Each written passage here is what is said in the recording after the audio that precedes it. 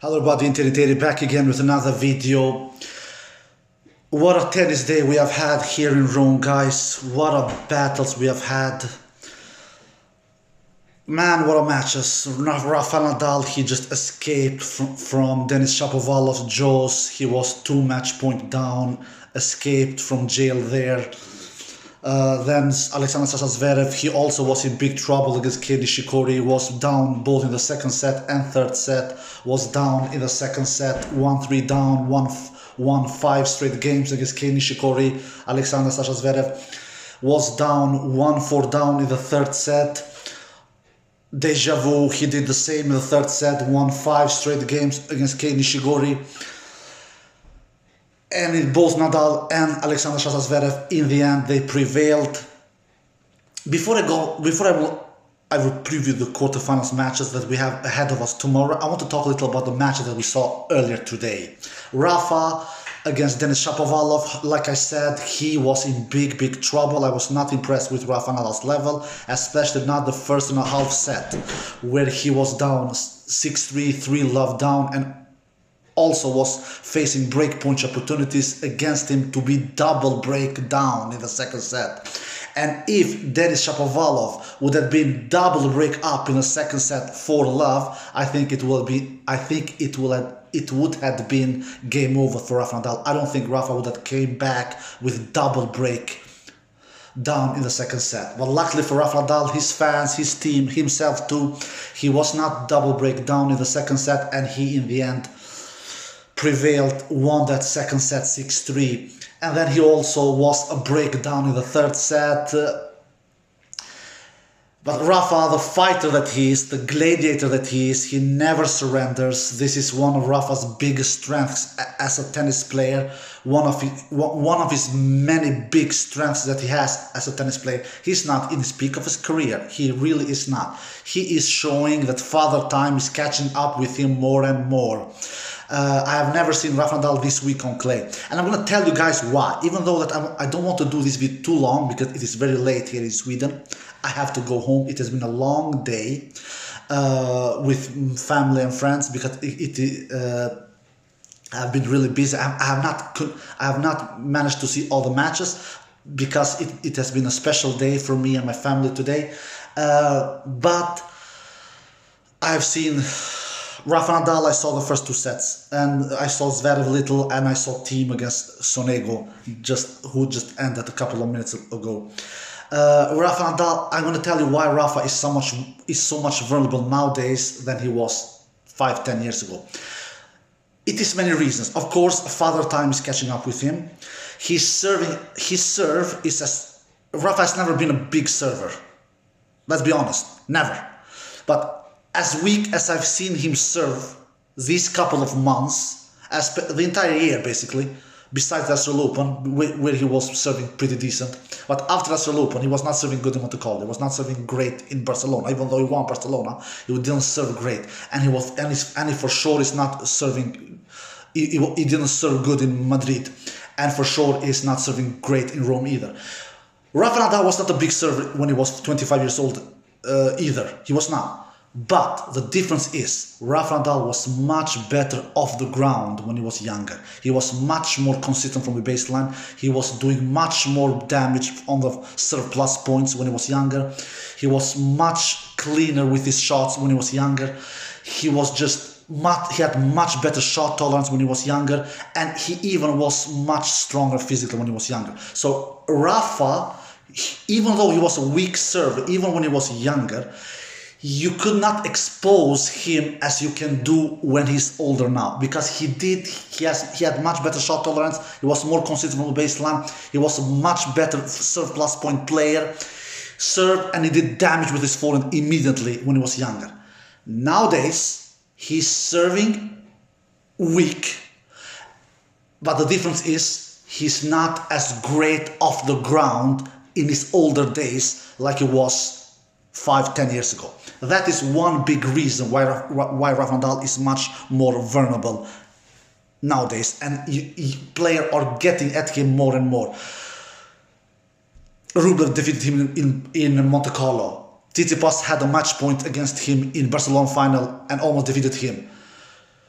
Zverev took him down in Madrid quarterfinal 6-4, 6-4.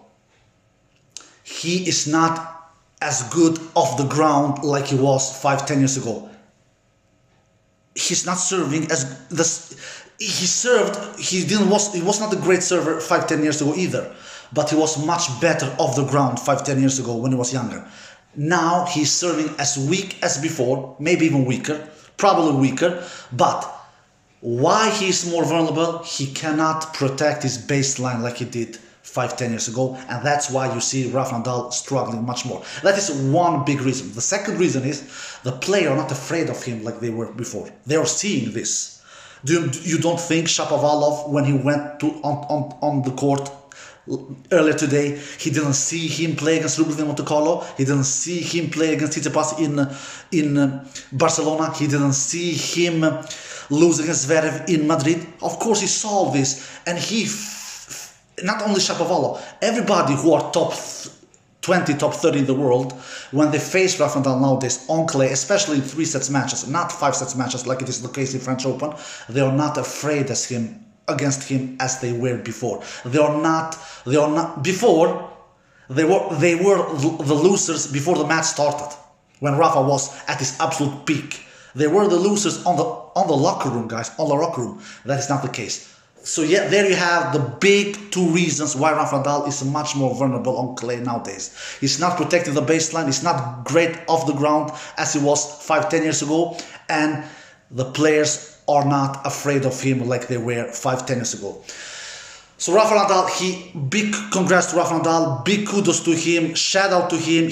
Even though he didn't play super great in my opinion, it was an average Rafa Nadal.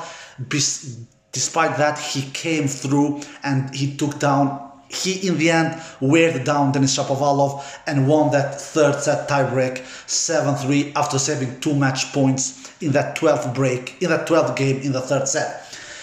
And in the end of the day, Rafa won only 4 more points than Denis Shapovalov. Rafa Nadal wins 118 points, Denis Shapovalov wins 114 points. So obviously that match could have gone either way.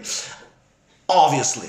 And then Zverev, like I said, he came also through against Nishikori. Big congrats to Zverev. He's continued to win. He won in Madrid after dropping only 1 set in the final against Berrettini, and then now he's continued to win here in Rome, and now he will face Rafa Nadal in the quarterfinal. Before I preview that, Titi Pass looked really solid against Berrettini. Berrettini, one of the worst serve returner on the ATP Tour for sure. He's one of the worst serve returner in the top 30 for sure.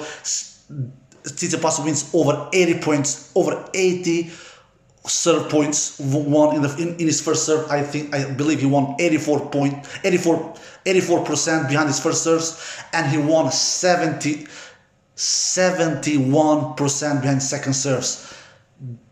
Stefan Tsitsipas. That shows to us everything what Matteo Berrettini is about. He needs to improve his serve drastically, immediately, badly. Matteo Berrettini, if he doesn't improve his returns, Matteo Berrettini, and his backhand, he will never win a Grand Slam or a Master, mark my words.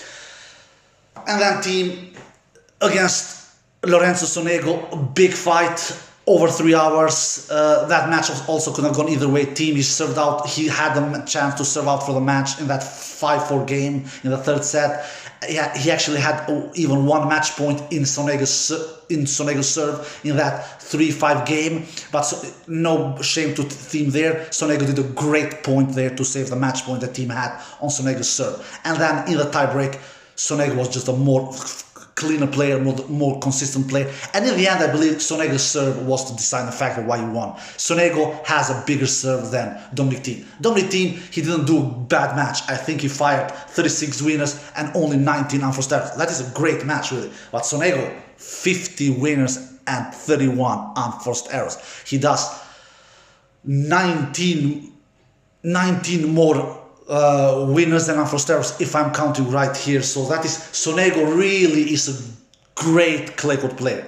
Maybe not great because he has not won any big titles on clay, but he's a good clay court player. He's not easy to put away. He really is not. Big serve, big forehand, decent backhand, moves great to be a tall dude. it was really difficult. And to be quite honest, team, he looked exhausted there in the third set. He looked tired. Sonego, super fresh. Super fresh. He didn't look tired at all. So even if team would have won that match, he would not stand a chance against Rublev tomorrow. I swear that to you guys. He would not stand a chance. Sonego will give Rublev a much harder time than what team would have done. Alright guys. And Djokovic looked really solid against Davidovich Fokina, 6-2, 6-1, dropped only 3 games. And Opelka, we all know why Opelka is in the quarterfinal. He has a big serve. He took out Karachev, the journeyman from Australian Open, did 18 aces in that match against Karachev, took him out in straight sets. And will now face Delbonis. And let's talk about the first quarterfinal match, which will be the first match that will be tomorrow. The first quarterfinal match will be between Rafael Opelka versus Delbonis. Rafael Opelka, this was a surprise to me. Rafael Opelka, I think he has been on a 6-loss streak here. He has been knocked out in 6 straight tournaments, if I'm not mistaken. And all of a sudden, he's in the quarterfinal in Rome. I didn't expect this. He will face Delbonis, whose best surface is on clay. They've never faced each other. So I don't know what to expect, really. We all know Rafael Opelka has that big serve. That big serve will give him a lot of points, will give him a lot of games. And in the end, it can give him the victory against Delbonis. And do you know what, guys? I think Rafael Opelka will take that victory. Why not? Why not? It is always super difficult predicting tennis matches. It is more or less like a lottery game, guys. I swear that to you guys, because everybody can beat everybody. You know what I've said? When it comes to top 3 players in the world, it is more or less all about mental. 70-80% mental, 20-30% it is skill sets. Not 100% mental. I don't agree about that statement. But 70-80% it is all about mental, and then of course 20-30% it is all about skill sets. To have better forehands, to have better backhands, to be more clutcher in big points, and etc. etc. I think Rafael Opelka takes out Delbonis. I think the biggest factor for that to happen is I think Rafael Opelka will be really difficult to break, even though it is clay, but it is still, you can still do damage with you if you have a big serve, even though it is a slow surface like clay obviously is. Opelka takes out Delbonis. Then the second quarterfinal match will be the rematch from last week between Rafa Nadal versus Alexander Zverev. The head-to-head is 5-3 to Nadal. We all know, guys, you who follow my channel, Rafa won his five first meetings against Zverev, and then Zverev has won 3 consecutive matches against Rafa Nadal. 2 on indoor hard courts and 1 week ago on clay. Look, guys, Rafa Nadal is not serving good. Shapovalov break Rafa's serve 5 times. Rafa break Shapovalov serve 4 times. If Shapovalov can break Zverev's Rafa's serve 5 times, and Shapovalov doesn't serve as great as Zverev, at least not first serve. We know Zverev has a really weak second serve. He does a lot of double faults. He did 8 double faults against Nishikori and 7 aces. But in the end of the day, Zverev's serve is bigger than Shapovalov's, in my opinion. Zverev is a better returner than Shapovalov, and Rafa is not serving great. Rafa, he needs to protect that serve much better, because he's not superior off the ground like he was when he was in his peak of his career. He is not. Zverev will make a lot of returns into play, and then Zverev will ask the question to Rafa Nadal, I will break your serve 3, 4, 5 times during the match. I will do it. Will you break my serve 3, 4, 5 times during the match? I don't think so. You know what? I will go with Zverev for this one.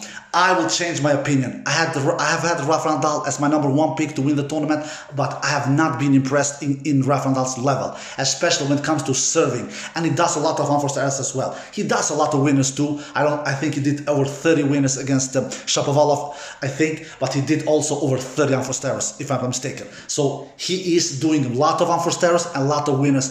But in the end of the day, I think the key factor, the big reason why Zverev will take out Rafa Nadal will be Zverev's serve will be better than Rafa Nadal's, and I think Zverev's returns will be better than Rafa Nadal's.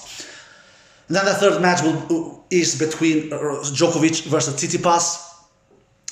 You know what, guys? I have said Titi Pass will take out Djokovic, before the tournament started, I have liked what Djokovic has done so far in the tournament. He has not dropped one single set. He looked really solid against Davidovich Fokina. Yeah, I know Davidovich Fokina is not Titi Pass. Titi Pass will challenge Djokovic much more, but I think Djokovic will take Titi Pass out. I think he will do it. He's a better returner. He is solid from a baseline. He doesn't do a lot of winners, but he has played clean tennis. He does great returns. He has served pretty solid in this tournament. This is a hard one to predict. This is one. Look, guys, all tennis matches when we are in the quarterfinal stages, semi-final stages, final stages, they are more or less like a gambling. They are more or less like a lottery game. I will go with Djokovic. I think Djokovic takes out Tsitsipas, and in the fourth match, I think between Rublev and Lorenzo Sonego, I think Rublev will take out Sonego. They're facing, but I forgot to say, the head-to-head between Tsitsipas and Djokovic is 4-2 to Djokovic.